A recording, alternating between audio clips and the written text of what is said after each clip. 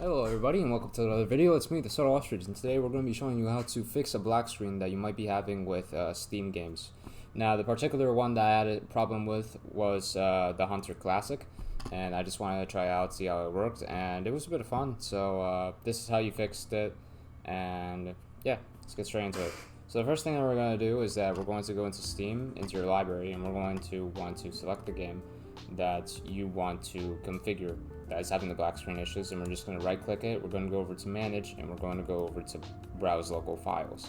This is going to take us to the location inside the file manager where the actual game is spotted. Let me adjust my camera here.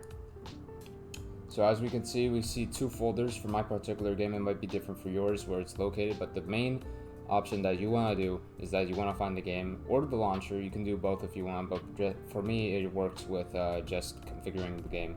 So I'm going to go over to the game, and I'm going to scroll a little bit down until I find the application, which is Set the Hunter. You can see it's an application, and looks like it. So we're going to right click it, and we're going to go over to properties, and we're going to configure it.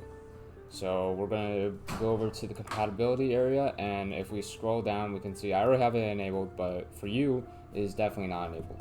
So just enable it. It's disabled full screen optimization. So this is the problem area. So yeah, once you've done that, hit apply and hit OK, and yeah, after that you should have your game working perfectly. If that helped you out, put it in the comments down below, and yeah, have a good day everyone.